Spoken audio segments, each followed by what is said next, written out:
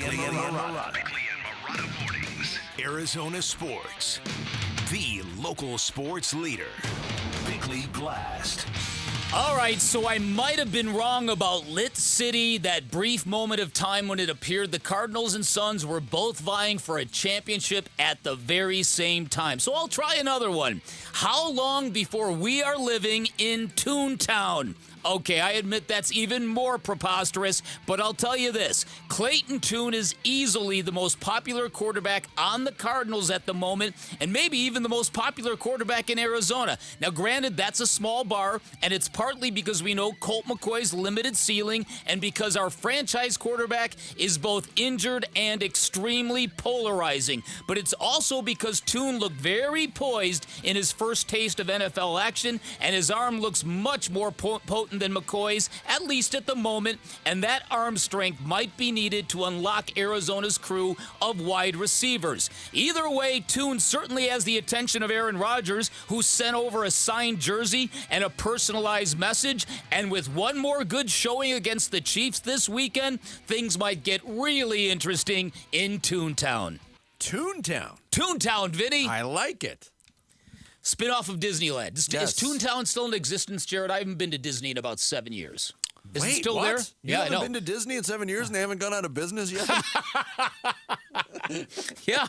The internet speaks about Toontown in the present tense. Okay. They've redone the whole area in Disneyland. Oh, as they say in Disney Park, they reimagined. Yes. It's Ooh, actually really sprinkle. cool, and was by far, even more than the Star Wars, by far the most crowded area of the entire. Is that right? Really? Yeah. All the kids. All the youngins, yeah. There was a row of strollers. Oh, yeah. As far as the eye can see that were parked. Yes. And they have a yes. brand new ride, a Mickey and Minnie ride. That's pretty cool. Got it. Hell yeah. So it is How many times did you go on it, Jared? If the line wasn't so long, I would have gone on many times, but just once. All right, so Clayton Tune, as we said at the end of the show yesterday, Darren Urban dropped a story on azcardinals.com that showed an interest that Aaron Rodgers had taken in Clayton Tune. And as Sarah pointed out, it might not have been specific. It might have been part of a certain program, a welcoming kind of program, but still, to vibe with Clayton Tune the way that he did was interesting to me. Watching him play on Friday, as I said early on, I've had somebody who knows football really, really well predict very big things for this kid immediately. So, and we'll see. We'll see. This is going to be interesting. If he goes out and puts a really good game on tape against the Chiefs, we might be having a quarterback controversy between him and Colt McCoy. We might. And then maybe it becomes between him and Kyler Murray. I want to go back to the Aaron Rodgers personalized message. All right. So somebody informed me after the show that that was through Fanatics, and Aaron Rodgers has this huge autograph deal with, like an endorsement deal with Fanatics. And it was very laid back, vintage Aaron Rodgers. He's sitting by, it looked like he was sitting by a pool with sunglasses on. I'm wondering if he didn't have like the Mad Lib script. Like, hey, name, it's Aaron Rodgers. Well, that'd be disappointing. Hope you enjoy your time in place this season. So Loved your work in. Wine. So he's sitting by a pool with sunglasses as quarterback of the New York Jets. Who does he think he is, Joe Namath? Yes? Yes. Yeah. Yes. The answer is yes. Yes. Okay, that's very possible. This might have been nothing more than just an impersonalized personal greeting, if you will. But it seemed to mean something to Clayton Tune, and I really like what I saw from the kid. Now, there were a couple of passes in the flat to Rondale Moore that he airmailed that he can't keep doing that. Yeah, those are layups for a quarterback. But the rest of the stuff looked really good to me, Vinny.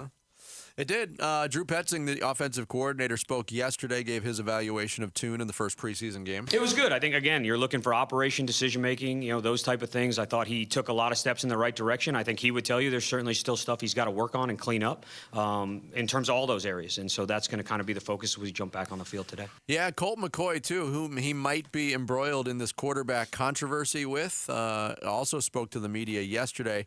He evaluated Tune and the play of David Blau. I thought he did great. I mean, it's his first time in the NFL, right? Him and David both. They played great. They had control of the huddle. Again, all those are really unscouted looks. Like what we're trying to do on offense, but you don't really know what they're doing, right? And I thought they did a nice job. I'm sure there's plays that, they want back, but it was fun to watch them. And, I spend more hours with these guys than I do with my family, right? So, you want them to be successful. You want them to do well. And, everybody has each other's back. And that's not just for the quarterback room. That's kind of for everybody. So it was fun to see them go out there and play well. Yeah, a lot of people have broken this quarterback derby down to, okay, Colt McCoy is a trusted veteran, a guy who's been counted on to start and win games for the Cardinals in the past couple of years. So you know what he is. And yes, there's a little bit of uncertainty with a new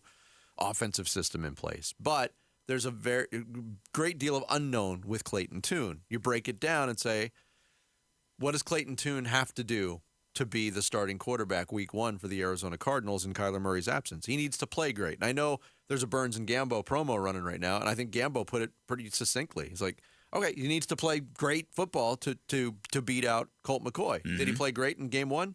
No. That's too much. It wouldn't be great. Great is too strong an adjective. Yep. But that doesn't mean he can't play great and completely outplay him for the last 2 games. Well, and because I think we all know that offense with Colt McCoy, even though they managed to get a couple of first downs, it looked very dinky-dunky. Mm-hmm. Very dinky-dunky. Now, I don't know whether that's by design, whether they're protecting Colt McCoy's arm. I don't know if there's a lack of arm strength. We don't know any of this. But I do know that this is a pretty big season for Rondale Moore, right? Real big season for Rondale Moore. Mm-hmm. He should be a legitimate deep threat for this team. Jonathan Gannon is on the record as saying what? Pew, pew, pew. On the record saying that. Shots. Yeah. On the record is saying pew, pew. So if you're really going to pew, pew down the field, you can't pew when you're dinking and dunking. Yeah, last year Rondale Moore's role was more like pew. Yeah, it's more like shoom, shoom, shoom. So if that's what you're looking for, I think that Clayton Tune's got a good shot at this. But again, that's also reading into Colt McCoy's arm strength, which clearly is something of an issue. Otherwise, they wouldn't be protecting him the way they have been.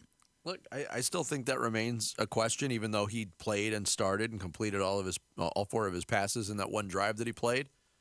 But it's been a storyline this preseason. What happens when Kyler comes back? Well, that's 3 active quarterbacks? Well, sure. What happens if Clayton Tune and the Cardinals are 3-1 at that time? You're shaking your head. No, you don't believe in miracles, Jarrett? No, I don't believe it. That wouldn't matter. It would be like no, I agree with you. What's the character's name in the Cowboys that did really well, and then Dak Prescott came back and he was the starter anyway? Oh, the guy that sounds like a Powerade. Yeah, Cooper Rush. Cooper Rush, yeah. But Clayton and that was a whole Tune is thing. more quarterback than Cooper Rush. Although both their names are rather annoying. Although Clayton Tune is why is that annoying? No, to you? it's not. It's not. You're right. Cooper Rush, on the other hand, sounds like a flavor of Mountain Dew. When you've got that deep down body thirst, reach for a Cooper Rush. Mm-hmm. Keep in mind now, this is a brand new coaching staff that did not draft Kyler Murray. Keep that in mind. And a new general manager that didn't draft Kyler Murray. Right. That's exactly right. And a new general manager who has not poo-pooed Kyler Murray since drafting him. Right. That's who has not not orchestrated slandered him behind his back. against his right. quarterback. That's right. Yes. Right. To make himself and his head coach look better. Yeah,